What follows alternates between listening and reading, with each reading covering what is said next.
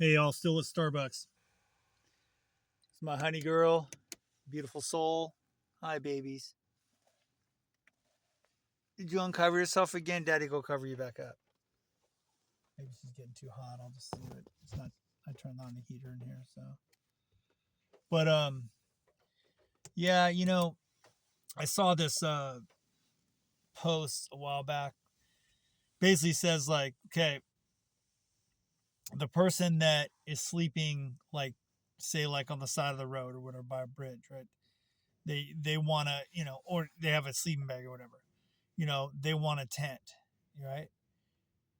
And then the person that has a tent, they want a car and then to live in. And then the person that has a car, they want, you know, say an apartment or a room or something like that. So everybody's at different levels. And I've talked to a lot of people, Honey Girl and I have, right? Oh, and it's true. It's like, and then you think like, okay, if you have a place, you have to pay rent or whatever. What if you can't pay rent? The trailer parks when we had or a trailer, we had at trailer parks, they could evict you in 3 days. And that one here in Corning tried doing that, but I stayed because, I was taking her to court. She didn't like me because I helped the neighbor who was getting stuff stolen, and she didn't like men. So, anyways, long story short, that just shows you like, and they can do whatever they want. And if you don't own your house, they can take it. If you can't make the payment, anything can happen. Like I was thinking, this vehicle could have an issue. It's been kind of having like an intermittent thing, but I have another vehicle, but then that I need to fix stuff on that too. Um, it's like, and then I'm on disability. What if they stop paying that? I'm trying to get a job because you live in fear of something, and I'm down to a certain amount now because, I had uh, the choice to stay in a motel, but I had to pay for the motel.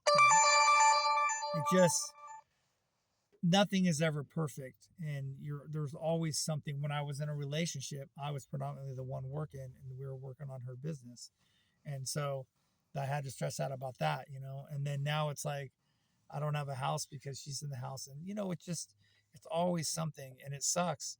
And you see a lot of people, and it's not a certain age. There's a lot of people struggling, um, and if there was more help for them, not everybody wants to stay on the street. Not everybody on the street does drugs.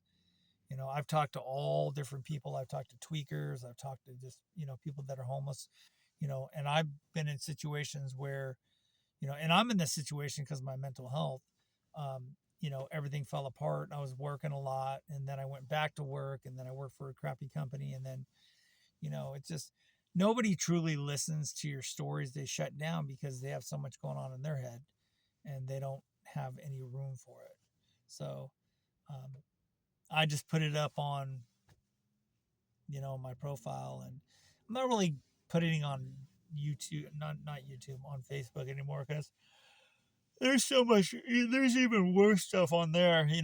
Oh my gosh, some of the stuff I see on there, it's just like, and some of the stuff on TikTok talk that was allowed on there, and what they commented about me having on there. It's just like everything. If you know somebody, you can get away with a lot of stuff.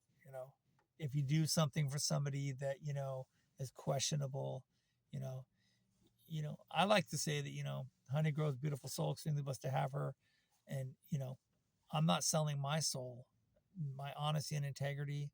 I've lost so much money because of that, but in the end, it's a legacy to leave behind, and Honey Girl and I have a possum legacy, so you know, and it really affects a lot of stuff. But then again, once you sell your soul is gone. You can't get that back. So a lot of people go like, well, I'm dead. I won't be able to see what happened. They go, well, who knows?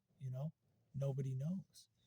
So, and then, but you're going to be like you made somebody mad because you didn't help them enough. Like myself, I quit giving money, I quit helping. So there you go.